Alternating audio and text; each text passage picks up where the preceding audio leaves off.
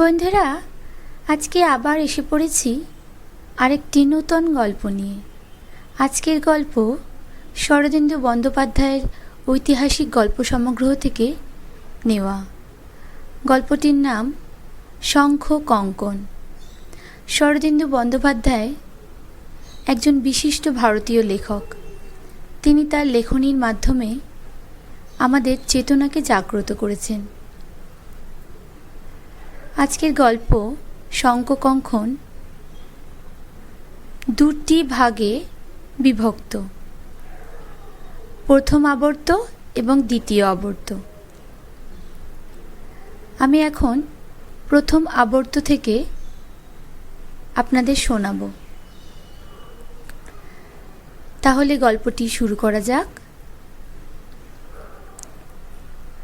শঙ্খ কঙ্কন প্রথম আবর্ত।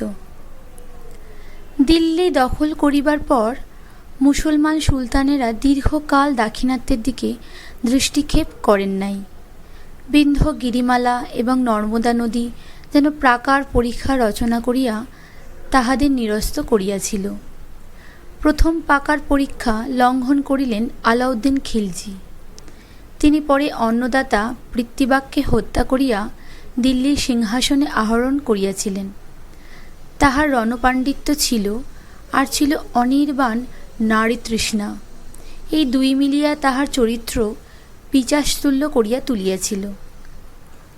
ভারতের অন্ধকার মধ্যযুগেও তাহার সমান বিশ্বাসঘাতক নৃশংস ইন্দ্রিয়পরায়ণ সুলতান বোধ হয় বেশি ছিল না। দাক্ষিণাত্যে প্রবেশ করিয়া আলাউদ্দিন বেশি দূর অগ্রসর হন নাই। দেবগিরির রাজ্য ছলনার দ্বারা জয় করিয়া প্রচুর ধনরত্ন লুণ্ঠনপূর্বক স্বরাজ্যে ফিরিয়া গিয়াছিলেন। তারপর পৃথ্বীবাগকে হত্যা করিয়া দিল্লির সিংহাসনে বসিয়াছিলেন। তাহার অন্তঃপুরে সুন্দরী যুবতীর অভাব ছিল না। তবু তিনি গুজরাটের রানী কমলাকে কাড়িয়া আনিয়া নিজের অঙ্কসায়নী করিয়াছিলেন। সুন্দরী নারী, রাজরানী হোক বা পথের ভিখারিণী হোক, আলাউদ্দিনের চোখে পড়িলে আর তার নিস্তার নাই। তিনি একবার চিতোরের পদ্মিনীর দিকেও হাত বাড়াইয়াছিলেন, কিন্তু সেই জ্বলন্ত অনলশিখাকে স্পর্শ করিতে পারেন নাই। নারী বিজয়ক্ষেত্রে দিল্লির সুলতান আলাউদ্দিনের ইহাই একমাত্র ব্যর্থতা। কিন্তু দিল্লি বহু দূর। দিল্লি হইতে 200 ক্রোশ দক্ষিণে বিন্ধ্যগিরির কোরে সাতপুরা শৈলমালার জটিল আবর্তের মধ্যে এই কাহিনীর সূত্রপাত। সাতপুরা শৈলমালার জটিল আবর্তের মধ্যে এই সময় 7টি ছোট ছোট রাজ্য।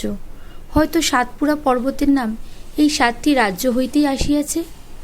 অতি ক্ষুদ্র রাজ্যগুলি, কবে তাহাদের জন্ম হইয়াছিল এবং কবে তাহারা লুপ্ত হইয়া গিয়াছে, ইতিহাস তাহার লক্ষ্য করে নাই।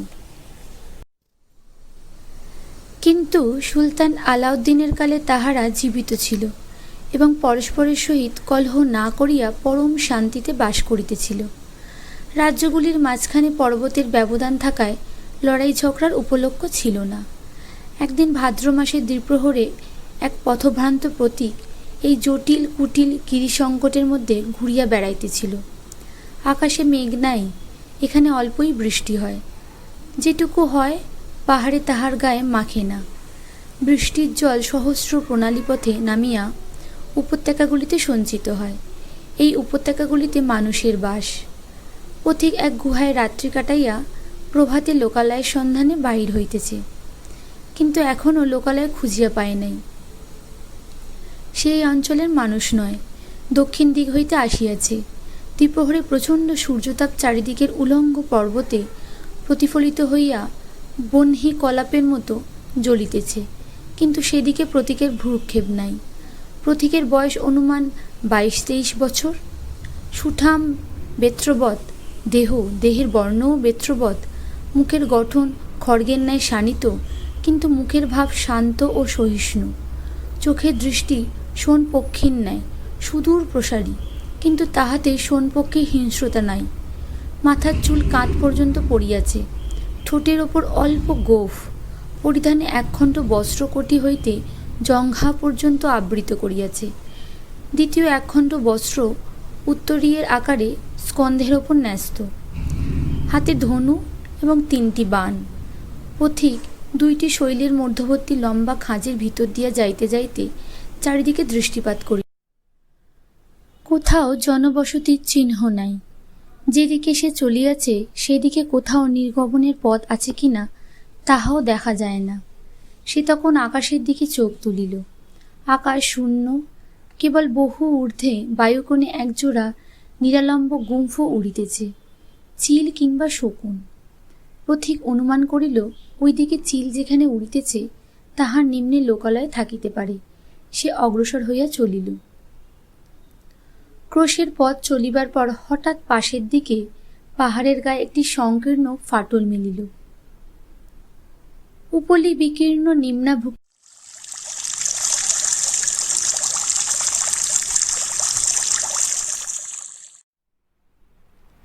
রন্ধ্র।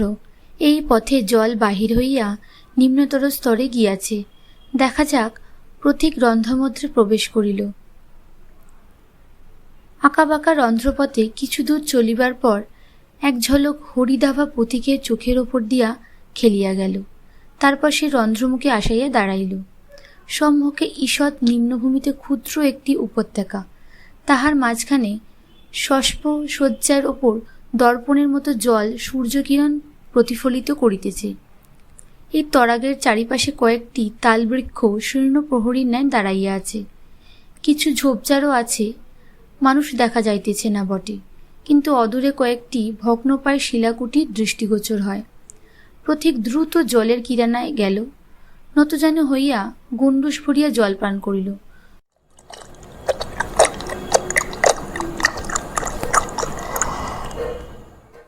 জলপানে শরীর স্নিগ্ধ করিয়া সে উঠিয়া দাঁড়াইল। এবার কিছু খাদ্য সংগ্রহ করা প্রয়োজন। তাহার সঙ্গে যে সামান্য খাদ্য ছিল তা ফুরাইয়া গিয়াছে, কিন্তু গ্রামবাসী অতিথি বৎসল হইয়া থাকে, খাদ্য সংগ্রহ করা কঠিন হবে না। সে এদিক ওদিক চাহিয়া পাহাড়ের ওপর নিকটতম শৈলকুটিরের দিকে পা বাড়াইল। কুটিরের তালপাতার ছাউনি অদৃশ্য হইয়াছে, কেবল দেয়ালগুলা দাঁড়াইয়া আছে। তবু ভিতরে নিশ্চয়ই মানুষ পাওয়া যাইবে। 2 পা অগ্রসর হইয়া পথিক সহসা দাঁড়াইয়া পড়িল। দেখিল একটি ঝোপের অভ্যন্তর হইতে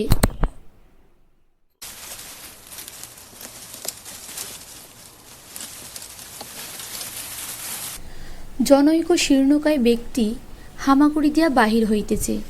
চোকাচুকি হইতেই লোকটি বলিয়া উঠিল, ওহে, তোমার কাছে খাদ্যবস্তু কিছু আছে? পথিক নিকটে গেল। শীর্ণকায় লোকটি উঠিয়া দাঁড়াইল। পথিক দেখিল লোকটির বয়স অনুমান 50, বেশভূষা ভদ্র, পায়ে পাদুকা, মাথায় উষ্ণিস। সে ঈষৎ হাসিয়া বলিল, আমার সঙ্গে তো খাদ্যদ্রব্য নেই, কেবল তীরধনুক আছে। তীরধনুক তো খাওয়াই যাবে না। তা হতস্মি, এখন উপায়? বলিয়া শীর্ণ ব্যক্তি বুক চাপড়াইল। তার ভাবভঙ্গি ও বাচনশৈলীতে হতাশার সহিত ঈষৎ হাস্যরস মিশ্রিত আছে। ধনুর্ধর যুবক একটু কৌতূহল অনুভব করিয়া বলিল, আপনি কে? পৌর ব্যক্তি বলিলেন, আমার নাম ভট্ট নাগেশ্বর। আমি পঞ্চমপুরের রাজা শ্রীমৎ ভূপ সিংহের বয়স্য। রাজা আমাকে গোপনীয় দূতকার্যে সপ্তমপুরে পাঠিয়েছিলেন। একাই গিয়েছিলাম। সপ্তমপুরে কাজ সেরে ফেরার পথে এখানে দুপুর হয়ে গেল। ভাবলাম মধ্যাহ্নভোজটা এখানেই সেরে নিয়ে ঝোপঝাড়ের ছায়া একটু বিশ্রাম করে বেলা 3য় প্রহরে আবার যাত্রা করব। তাহলে সন্ধ্যার আগে গৃহে ফিরতে পারব। জলের ধারে গিয়া খাবারের পুটুলি খুলে বসেছি, মাত্র 1 গ্রাস মুখে দিয়েছি এমন সময়। হাহ, হতস্মি! কোথাকার এক স্নেচ্ছ পুত্র চিল ছো মেরে খাবার পুটুলিটা নিয়ে উড়ে গেল। সেই থেকে ঝোপের ছায়ায় বসে আছি, ক্ষুধায় পেট জ্বলে যাচ্ছে। যুবক বলিল, কিন্তু গ্রামের লোক আছে, তাদের কাছে খাদ্য সংগ্রহ করা কি সম্ভব নয়?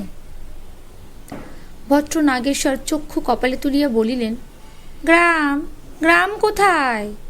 হা হতস্মি! বহু বৎসর আগে গ্রাম ছিল বটে, কিন্তু স্নেহপুত্র আলাউদ্দিন সব শেষ করে দিয়ে গিয়েছে। এখানে আর মানুষের বাস নাই। আলাউদ্দিনের নাম শুনিয়া যুবক একটু চকিত হইল। নামটা তাহার অপরিচিত নয়। সে বলিল, শ্লেষপুত্র আলাউদ্দিন? নাগেশ্বর বলিলেন, নাম শোনোনি? দিল্লির শ্লেষ্ঠ রাজা। 17 বছর আগে সে এই পথে দাক্ষিণাত্যে অভিযান করেছিল। তার সেনাবাহিনীর পথে যেসব নগর জনপদ পড়েছিল সব শূন্য হয়ে গিয়াছে। পঞ্চমপুরেও এই মহাপিশুন পদার্পণ করেছিল। কিন্তু যাক, শূন্য উদরে শ্লেচ্ছ প্রসঙ্গ ভালো লাগে না। এসো, ঝোপের ছায়ায় বসা যাক।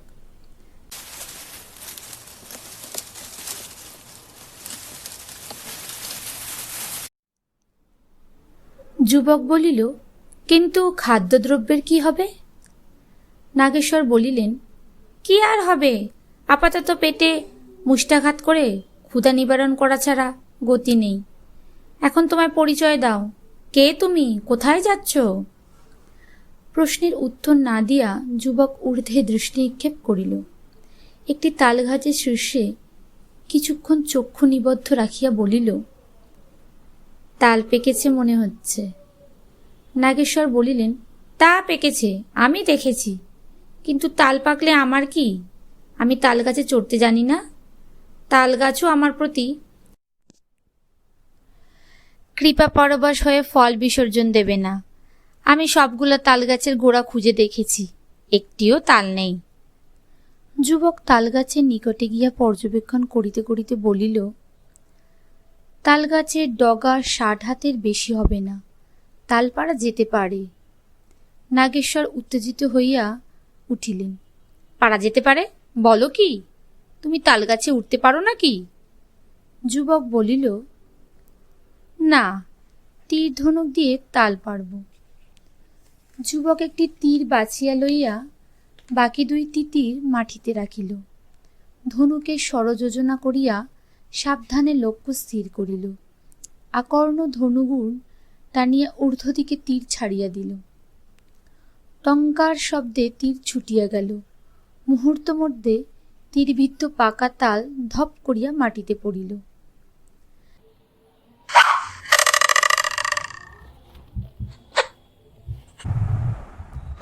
নাগেশ্বর ছুটিয়া গিয়া বৃহৎ তালটিকে কোলে তুলিয়া লইলেন। উচ্ছ্বসিত কণ্ঠে বলিলেন, চমৎকার! তুমি দেখেছি অর্জুনের চেয়েও বড় ধনুর্ধর।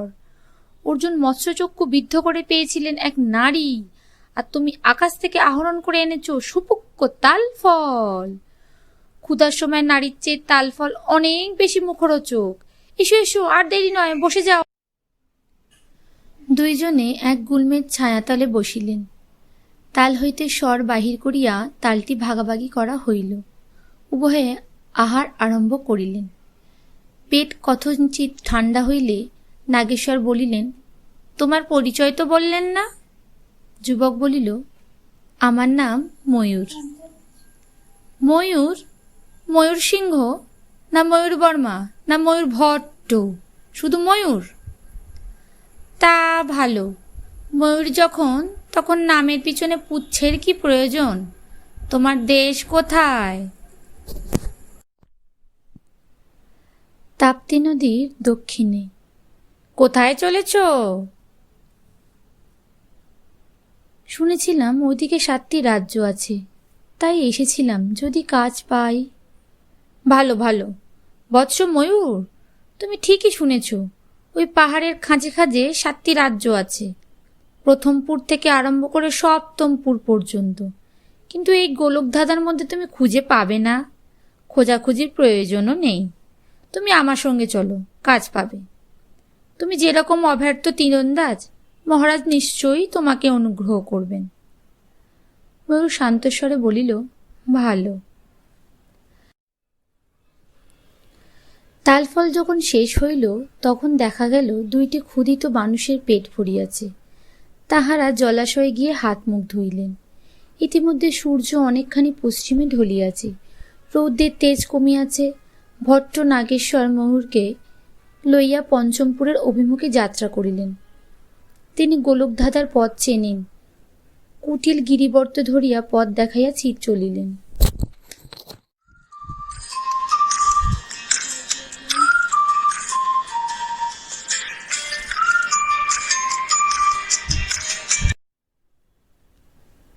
ভট্ট নাগেশ্বর অতি সহৃদয় ব্যক্তি, কিন্তু তিনি জাতিতে ব্রাহ্মণ, পরন্তু রাজবয়স্য, তাই বাকবাহুল্যর দিকে তাহার স্বাভাবিক প্রবণতা ছিল।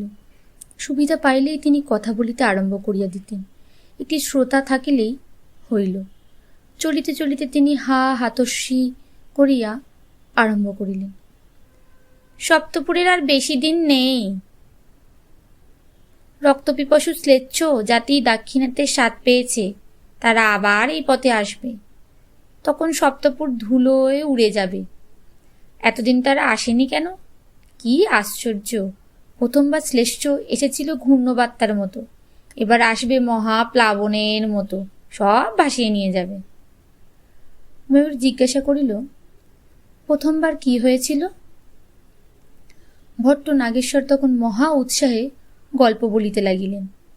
৭০০০ বৎসর আগে নর্মদা ও তাপ্তি নদীর মধ্যবর্তী এই ভূখণ্ডে পরিপূর্ণ শান্তি বিরাজ করেছিল। ৭টি রাজ্যের ৭ রাজ্য পরম সুখে প্রজাদের শাসন পালন করেন। তাহাদের পরস্পরের মধ্যে বিবাদ বিসম্বাদ নাই, বরং কৌটুম্বিতা আছে। বহির্জগতের সহিত সম্পর্ক নামমাত্র। জিজ্ঞাসু রাজারা এই শুষ্ক দেশের দিকে লুব্ধ কটাক্ষপাত করেন না। ৭টি রাজ্যের নামকরণেও অভিমানের চিহ্ন নাই। প্রথমপুর, দ্বিতীয়পুর ইত্যাদি নামেই তারা সন্তুষ্ট। যেন ৭টি কপোত মিথুন পর্বতের খোপে খোপে ৭টি নির্বৃত্ত নীর রচনা করিয়াছে। হঠাৎ একদিন ঈশানকোণে মেঘ দেখা দিল। শ্লেচ্ছ সেনাপতি আলাউদ্দিন দক্ষিণ বিজয়ে যাত্রা করিলেন, সঙ্গে বহু সহস্র অশ্বারোহী সৈন্য। আলাউদ্দিন সসৈন্য বিন্ধ্যগিরি উত্তীর্ণ হইলেন।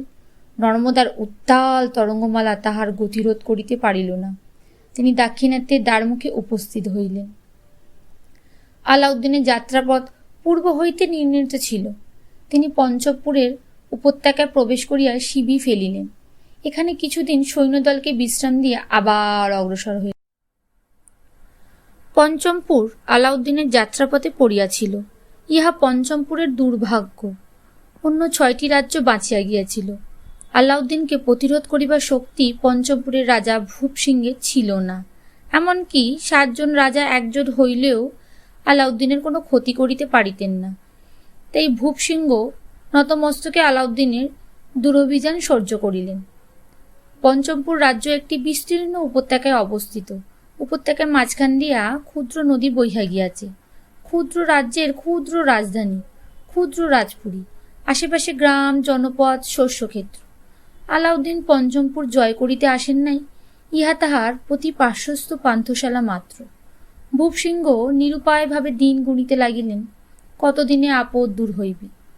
শ্লেচ্ছ সৈন্যদল অবাধে গৃহলুণ্ঠন করিল, নারী ধর্ষণ করিল, অকথ্য অত্যাচার করিতে লাগিল।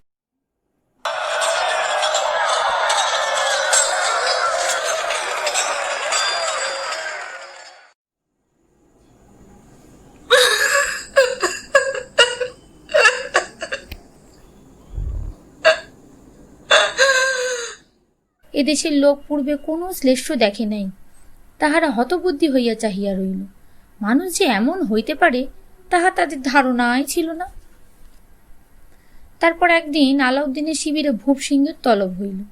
না যাইলে গলায় দড়ি দিয়া টানিয়া লইয়া যাইবে। ভূপ সিংহ শ্লেচ্ছেদের দরবারে গেলেন। আলাউদ্দিন বলিলেন, তিনি জানিতে পারিয়াছেন রাজার একটি সুন্দরী কন্যা আছে, সেই কন্যাকে সেনাপতির কাছে সওগাতে পাঠাইতে হইবে। বক্ষে তুষানল জ্বলিয়া রাজা ফিরিয়া আসিলেন। রাজ্যের মন্ত্রী ছিলেন প্রবীণ ও বিচক্ষণ ব্যক্তি। তাহার সহিত পরামর্শ করিয়া রাজা এক চাতুরী অবলম্বন করিলেন। রাজপুরীতে সীমন্তিনী নামে এক নবযৌবনা রূপসী দাসী ছিল। তাহাকে রাজকন্যা সাজাইয়া দোলায় তুলিয়া শিবিরে পাঠাইয়া দিলেন। আসল রাজকন্যাকে পুরীর এক অন্ধকার প্রকোষ্ঠে লুকিয়া রাখিলেন। কিন্তু আলাউদ্দিনের চক্ষে ধূলি নিক্ষেপ করা অত সহজ নহে। সপ্তাহকাল পরে তিনি দাসী সীমন্তিনীকে ফেরত দিলেন এবং রাজপুরী তল্লাশ করিয়া রাজকন্যাকে ধরিয়া লইয়া গেলেন। রাজকন্যার নাম ছিল শিলাবতী। অতঃপর যবন সৈন্য বিশ্রাম শেষ করিয়া দক্ষিণ দিকে চলিয়া গেল। শিলাবতীকে আলাউদ্দিন সঙ্গে লইয়া গেলেন। তিনি আর এ পথে আসেন নাই। অন্যপথে প্রত্যাবর্তন করিয়াছিলেন। পিতৃব্যকে হত্যা করিয়া সুলতান হইয়াছেন। শিলাবতীর কি হইল কেহ জানে না। হয়তো তিনি বিষপান করিয়াছিলেন, হয়তোবা দিল্লির হারেমে আলাউদ্দিনের অসংখ্য উপপত্নীর অন্তর্ভুক্ত হইয়া এখনও বাঁচিয়া আছেন। সে সময় ভূপ সিংহের পরিবারে ছিলেন তাহার রানী উষাবতী, ষোড়শী কন্যা শিলাবতীর ১২ বর্ষীয় বালক পুত্র রামরুদ্র এবং সহজাত কন্যা সোমশুক্লা। আলাউদ্দিন যখন শিলাবতীকে হরণ করিয়া লইয়া যান, তখন রানী উষাবতী স্মৃতিকাগৃহে ছিলেন। তিনি এই দারুণ আঘাত সহ্য করিতে পারিলেন না। প্রসূতিগৃহেই তাহার মৃত্যু হইল। দাসী সীমন্তিনী শিশু সোমশুক্লাকে নিজের বুকে তুলিয়া লইলেন। সীমন্তিনীর গর্ভাধান হইয়াছিল। যথাকালে সে একটি কন্যা প্রসব করিল। সে নুন খাওয়াইয়া কন্যাকে মারিতে উদ্যত হইয়াছিল, কিন্তু ভূপসিংহ নিষেধ করিলেন, না, আলাউদ্দিনের কন্যাকে বাঁচিয়া রাখো, হয়তো পরে প্রয়োজন হবে। আলাউদ্দিনের কন্যা বাঁচিয়া রহিল। মাথা বিষ দৃষ্টির সম্মুখে বাড়িয়া উঠিতে লাগিল। তার নাম হল সঞ্চরী। ভূপসিংহকে বুকে সে শির বিধিয়াছিল, তাহা বিধিহাই রইল। তিনি উদার ও মহৎ চরিত্রের পুরুষ ছিলেন। এখন তাহার চরিত্র সম্পূর্ণ বিপরীত মূর্তি ধারণ করিল। অপমান ও লাঞ্ছনায় জর্জরিত হৃদয়ে তিনি কেবল প্রতিহিংসা সাধনের জন্য জীবিত রহিলেন। কিন্তু দিল্লির সুলতানের বিরুদ্ধে প্রতিহিংসা সমাধান সামান্য ভূমিস্বামীর পক্ষে সহজ নয়। দিন কাটিতে লাগিল। ৮ বৎসর পরে ভূপসিংহ পুত্রকে ডাকিয়া বলিলেন, রামরুদ্র, তোমার বয়স ২০ বৎসর পূর্ণ হয়েছে। কলঙ্ক মোচনের সময় উপস্থিত। রামরুদ্র বলিলেন, আমি প্রস্তুত আছি। ভূপসিংহ পুত্রের হস্তে ছুরিকা দিয়া বলিলেন, দিল্লি যাও, এই ছুরি দিয়ে নর পিচাসকে গুপ্ত হত্যা করো। পরদিন রামরুদ্র ৫ জন সঙ্গী লইয়া দিল্লি যাত্রা করিলেন। দীর্ঘ পথ। ভূপসিংহের দীর্ঘ প্রতীক্ষা আরম্ভ হইল। ১ বৎসর পরে ২ জন সঙ্গী ফিরিয়া আসিল। জল্লাদদের হাতে রামরুদ্রের মৃত্যু হইয়াছে। একদিন আলাউদ্দিন রক্ষী পরিবৃত হইয়া অশ্বারোহণে দিল্লির রাজপথ দিয়া যাইতেছিলেন। রামরুদ্র ছুরিকা হস্তে তাহার দিকে ধাবিত হন, কিন্তু আলাউদ্দিনের কাছে পৌঁছবার পূর্বেই ধরা পড়েন। তাহার আক্রমণ ব্যর্থ হয়। এইবার ভূপসিংহের চরিত্র এক বিচিত্র পরিবর্তন দেখা দিল।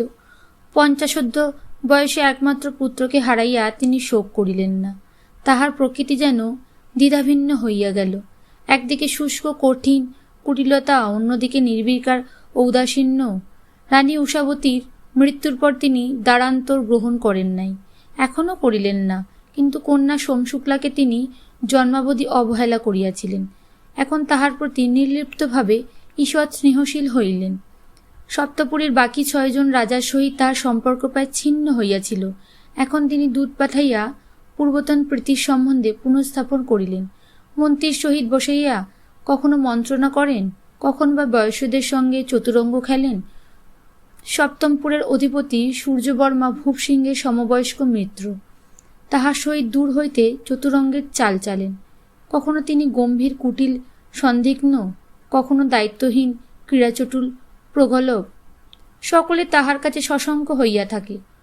কখন তাহার কোন রূপ প্রকাশ পাইবে কেহই বলতে পারে না।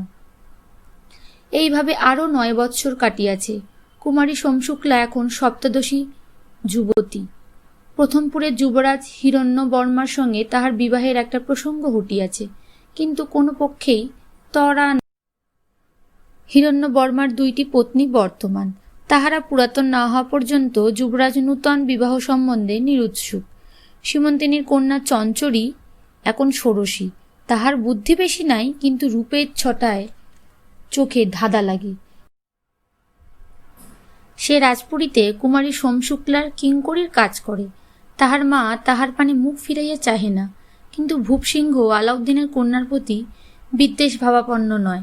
কেবল কদাচিৎ যখন চঞ্চরীর ওপর রাজার দৃষ্টি পড়ে, তখন তাহার চোখে একটা ক্রূর অভিসন্ধি খেলা করিয়া যায়। তিনি যেন প্রতীক্ষা করিয়া আছেন, কিন্তু কিসের প্রতীক্ষা তাহা কেহ জানে না।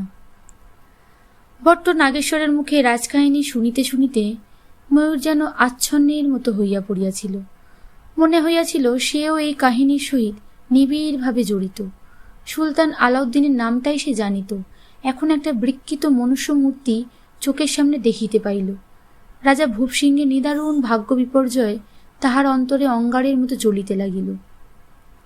কিন্তু তাহার প্রকৃত স্বভাবতই অন্তর্মুখী, বাহিরে তাহার মনের উষ্মা প্রকাশ পাইল না। কাহিনী শেষ করিয়া ভট্ট নাগেশ্বর নীরবে চলিলেন। আর কোনো কথা হইল না।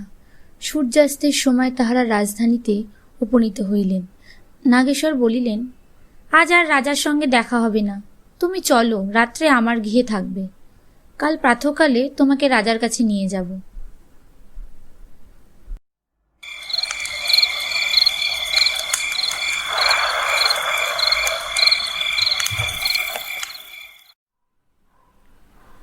ভট্ট নাগেশ্বরের গৃহ ক্ষুদ্র কিন্তু পাষাণ নির্মিত। মাত্র 2টি ঘর, তৈজসপত্র বেশি নাই, ব্রাহ্মণ অকৃতদার, গৃহিণীহীন। নিজেই গৃহকর্ম করেন, নিজেই রন্ধন করেন। তাহার গৃহদ্বার সর্বদাই খোলা থাকে। দেশে চোর বেশি নাই, যাহারা আছে তাহারা নাগেশ্বরের শূন্য গৃহে চুরি করিতে আসে না। হস্তমুখ প্রক্ষালনের পর নাগেশ্বরের রন্ধন কার্যে লাগিয়া গেলেন। সঙ্গে সঙ্গে তাহার বাক্যস্রোত আবার প্রবাহিত হইল। তিনি রাজ্য ও রাজ্যপুরীর বহু কৌতুককর ঘটনা বিবৃত করিলেন। ময়ূর তাহার বিবৃতি হইতে অনেক কথা জানিতে পারিল। নৈশাহার সমাধা হইলে নাগেশ্বর ঘরের কোণ হইতে গোল করা শয্যা আনিয়া 2 ভাগ করিয়া মাটিতে পাতিলেন। তারপর প্রদীপ নিভাইয়া শয়ন করিলেন। উভয়েই ক্লান্ত ছিলেন, অবিলম্বে ঘুমাইয়া পড়িলেন। পরদিন প্রভাতে নাগেশ্বর ময়ূরকে লইয়া রাজভবনে উপনীত হইলেন। প্রতিহার ময়ূরের হাতে ধনুর্বাণ দেখিয়া ভ্রু তুলিল, কিন্তু রাজবয়স্য সঙ্গীকে বাধা দিল না, হাস্যমুখে পথ ছাড়িয়া দিল। প্রাসাদের একটি নির্বৃত্ত কক্ষে ভূপসিংহ মসৃণ পাষাণ কুটিম্যের ওপর একাকী বসিয়া আছেন। তাহার সম্মুখে পাষাণে খোদিত চতুরঙ্গ খেলার চতুষ্কোণ ছক পাতা রহিয়াছে। বলগুলির বিন্যাস দেখিয়া মনে হয় খেলা অনেক দূর অগ্রসর হইয়াছে, কিন্তু খেলার প্রতিপক্ষ উপস্থিত নাই। ভট্ট নাগেশ্বর স্বস্তি বাচন করিলেন। বয়সের জয় হোক, সপ্তমপুর থেকে একটি শুক্তি এনেছি, গ্রহণ করুন আর্য, বলিয়া কটিবস্ত্র হইতে একটি শ্বেতবর্ণ ক্ষুদ্র বস্তু বাহির করিলেন। রাজা ভূপসিংহ খেলার ছক হইতে অন্যমনস্ক চক্ষু তুলিলেন। শীর্ণ দীর্ঘ অগ্নিদগ্ধ আকৃতি, মুখমণ্ডল বলিরেখাঙ্কিত, মাথার আস্কন্ধ কেশ পক্ক, ভ্রু ও গুম্ফ পক্ক, কেবল চক্ষু তারকা ঘন কৃষ্ণবর্ণ। তিনি ময়ূরকে দেখিতে পাইলেন না। নির্লিপ্ত কণ্ঠে বলিলেন, শুক্তি? হা মহারাজ, সপ্তমপুরে এক যাযাবর সমুদ্র বণিকের সঙ্গে দেখা হইয়াছিল, তার কাছ থেকে এই শুক্তি কিনেছি। দেখুন মহারাজ, কি অপূর্ব শুক্তি, বলিয়া নাগেশ্বর করতলে শুক্তিটি লইয়া রাজার সম্মুখে ধরিলেন। ভূপসিংহ নির্লিপ্তভাবে শুক্তি তুলিয়া লইলেন, নাড়িয়া চাড়িয়া বলিলেন, একটি ক্ষুদ্র শঙ্খ, এর অপূর্বত্ব কোথায়? সত্যই শম্ভুকের ন্যায় ক্ষুদ্র একটি শঙ্খ। নাগেশ্বর উত্তেজিত হইয়া বলিলেন, হা হতস্বী, দেখছেন না মহারাজ, দক্ষিণাবর্ত শঙ্খ, মহাভাগ্যদাতা দক্ষিণাবর্ত শঙ্খ। এ শঙ্খ যার কাছে থাকে তার কখনো অমঙ্গল হয় না। ভূপসিংহ কিয়ৎকাল শূন্যে চাহিয়া রইলেন। তারপর ধীরে ধীরে বলিলেন, আমার একটি দক্ষিণাবর্ত শঙ্খ ছিল, একদিন রানীর হাত থেকে স্খলিত হয়ে মণিকুট্টিমে পড়ল, শত খণ্ডে চূর্ণ হয়ে গেল। আজ থেকে 17 বছর আগে। তিনি ক্ষুদ্র শঙ্খটি নিরীক্ষণ করিয়া বলিলেন, হা, দক্ষিণাবর্তই বটে, কিন্তু এই নিয়ে আমি কি করব বয়স্য? আমার আর সৌভাগ্যের কি প্রয়োজন? নাগেশ্বরের কুণ্ঠিত মুখে নীরব রহিলেন। রাজা শঙ্খটিকে কিছুক্ষণ মুষ্টিতে আবদ্ধ রাখিয়া চিন্তা করিলেন। শেষে বলিলেন, সোম শুক্লাকে ডেকে পাঠাও। সে এই শঙ্খ ধারণ করুক, হয়তো তার মঙ্গল হতে পারে। সেই ভালো মহারাজ, আমি নিজেই কুমারী শমশূলকে ডেকে আনছি বলিয়া নাগেশ্বর দ্রুত অন্তঃপুরে অভিমুখে প্রস্থান করিলেন। এতক্ষণে ময়ূরের প্রতি ভূপসিংহের দৃষ্টি পড়িল। সে ধনুর্বাণ হস্তে দ্বারের নিকট নিশ্চল দাঁড়াইয়াছিল। রাজা মৃদু বিস্ময়ে প্রশ্ন করিলেন, তুমি কে? ময়ূর সশ্রমভাবে শির নত করিয়া বলিল, ভট্ট নাগেশ্বর আমাকে সঙ্গে এনেছেন। আমি বিদেশী, আমার নাম ময়ূর। রাজা বলিলেন, তোমার হাতে আটবিক জাতির ধনুর্বাণ, কিন্তু আকৃতি দেখে আর্য মনে হয়। ময়ূর বলিল, মহারাজ, আমি আটবিক নাগ জাতির মধ্যে পালিত হয়েছি, কিন্তু জাতিতে ক্ষত্রিয়। তোমার বংশ পরিচয় কি? বংশ পরিচয় জানি না আর্য। ময়ূরের পানে চাহিয়া চাহিয়া রাজার মুখ ভাব পরিবর্তিত রহিল। মেরুদণ্ড ঋজু হইল। মনে হইল একটা মানুষ অন্তর্হিত হইয়া অন্য একটি মানুষ আবির্ভূত হইতেছে। তিনি দৃঢ় আদেশের স্বরে বলিলেন, কাছে এসো, উপবিষ্ট হও, তোমার ইতিহাস শুনতে চাই। ময়ূর আসিয়া রাজার সম্মুখে জানু মুড়িয়া বসিল। মাঝখানে দাবার ছকের ব্যবধান রহিল। তারপর ময়ূর নিজ জীবনের ইতিহাস বলিল। তাপ্তি নদীর দক্ষিণে দেবগিরি রাজ্যে তাহার বাস ছিল। তাহার পিতা দেবগিরি রাজ্যের একজন যোদ্ধা ছিলেন।